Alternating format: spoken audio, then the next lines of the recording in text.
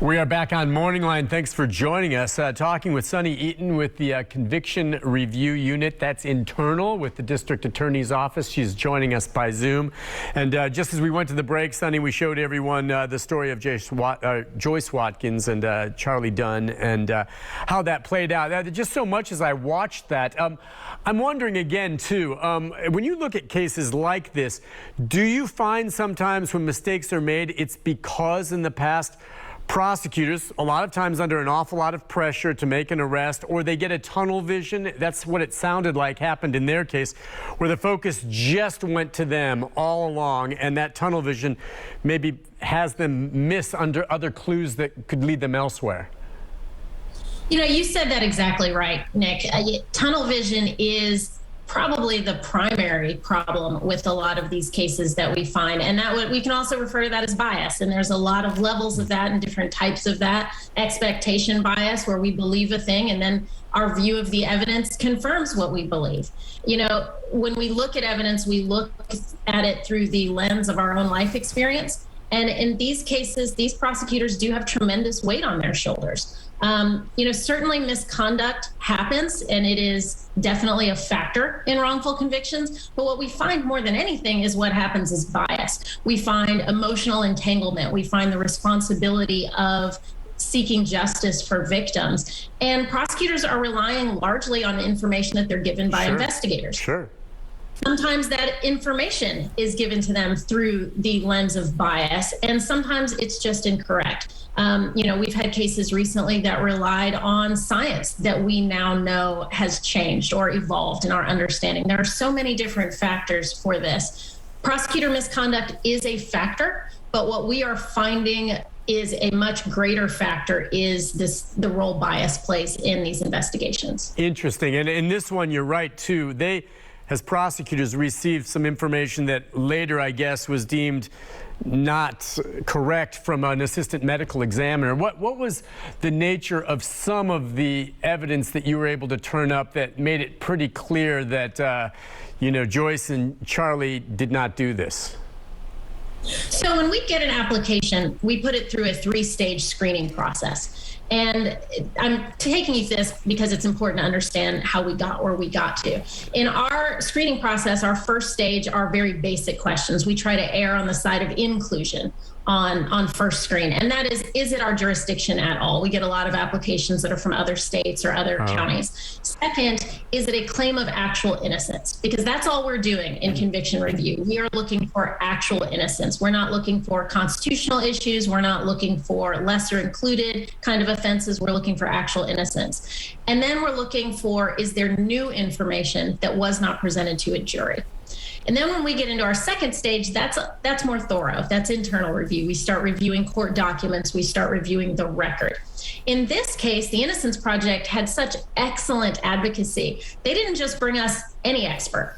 They brought us our own expert. They brought the Tennessee State Chief Medical Examiner to us with a dramatically different opinion of this evidence. They brought the head of child neuropsychology from Vanderbilt to us with a dramatically different opinion of this evidence. And not just simply a difference of opinion, but a completely different take on how this examination was done and how these assessments were made. Now, for us in this case, that was the baseline. We had clear bad science. And when we look at all of the evidence in this, in the investigation, it all blossomed from this bad scientific analysis. Once a medical examiner said the injuries to this child happened within this very small period of time that would have put her in the care of Joyce and Charlie, everything else went out the window. Right. Every analysis of what may have happened to this child for the weeks prior to her being in this care became non-existent.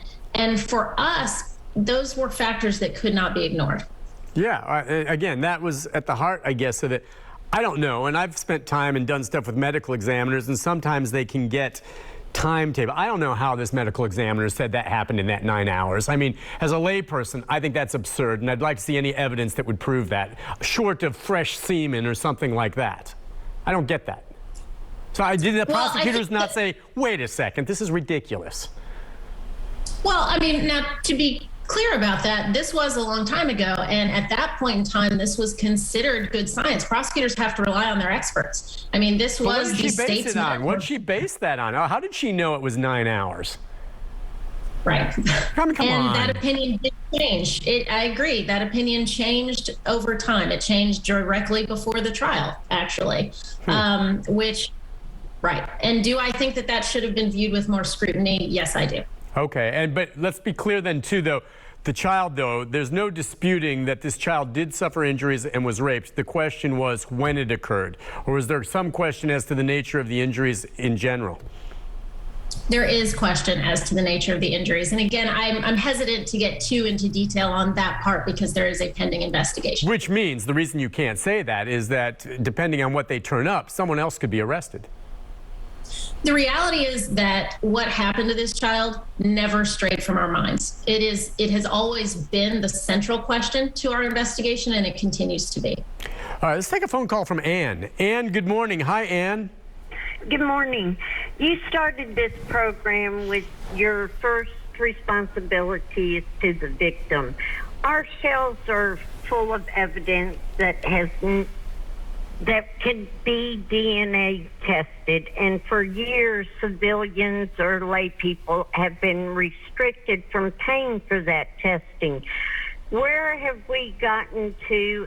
Has there been progress made where the layperson can have DNA testing done to either prove innocence or guilt in a crime that has happened 30, 20, 15 years ago? Because our shelves are littered with evidence that could prove guilt or innocence. And that's my question for you. Okay. What do you think? It's a good question. And actually, it's a very good question. I can tell that your caller is well informed as to what's going on. In many jurisdictions, part of the problem is that district attorneys' offices are fighting applicants, defendants over retesting of scientific material.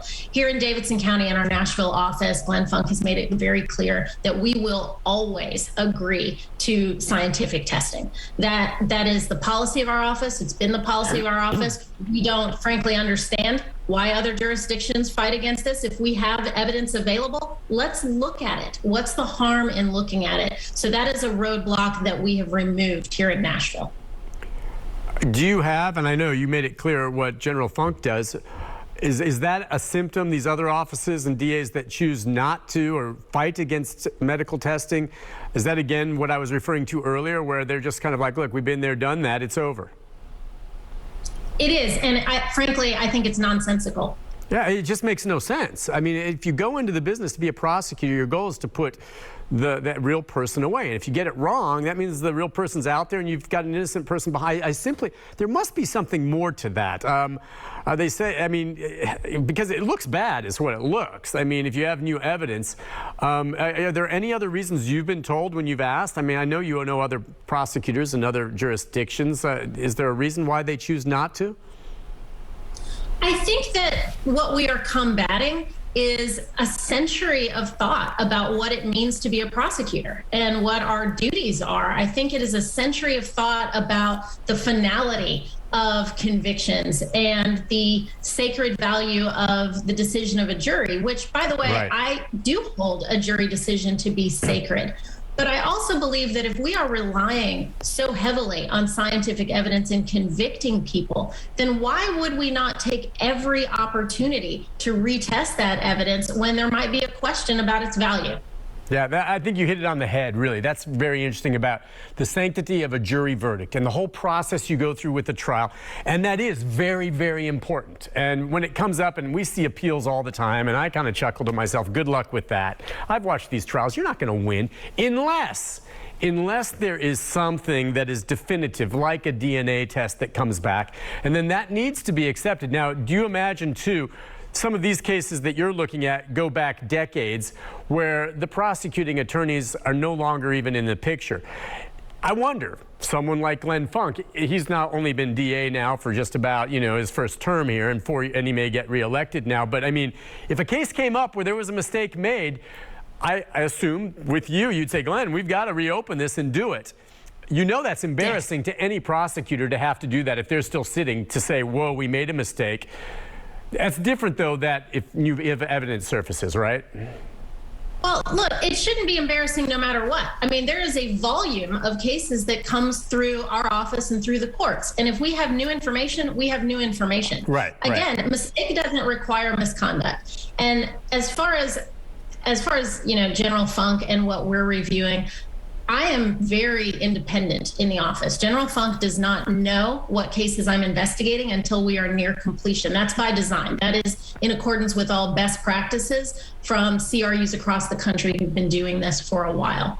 We do have cases in review that have happened within the last few years. We have recent cases that are currently in investigation. But when I took this job, what General Funk told me was to work hard, tell the truth, tell him the truth. And if we've gotten something wrong, to fix it. That's what my duty is. That's what my mission is within the office. And that doesn't matter whether a case is 1 year old or 30 years old. Yeah, okay. And that's the way it should be. Just back to Ann's question, I don't know if you know or not. So if I am in a situation as a citizen that do I have a means to do DNA testing if I want? First of all, I'd have to have access to the evidence in the case to be able to do that in the first place. That's tricky. So I'm not sure where her reference was on what she's talking about with lay people, or maybe an attorney or a defense having access to this kind of stuff. Do you know, is it changing where it's more easily accessible? I think she's probably talking about DA's offices that are blocking this kind of testing, because even the litigation to get to testing would be expensive for a defendant. If they're spending years battling whether or not they can test something, that can be cost prohibitive, along with the time that it takes to do it. But again, we work very closely with the Tennessee Innocence Project. And if we come across a case where we really think this is going down the road of a full investigation or actual innocence, we, as early as we can, will refer that person to them, because we trust their advocacy, and people need representation. Because again, I represent the state of Tennessee, and while my role is very different, I'm not a prosecutor in my role, I still represent the state, and we want to make sure that defendants have their rights protected and know what all of their options are. Yeah, I can tell you like your job and you're good at it, and what a cool thing to be able to do, to maybe after the fact prove someone's innocence and at least get them out for whatever life they have left. We're going to take a break. We'll be back with more of our guest, Sunny Eaton. I want to talk more about the Innocence Project and that cooperation, and I have a question for you about DNA. We'll be back right after this.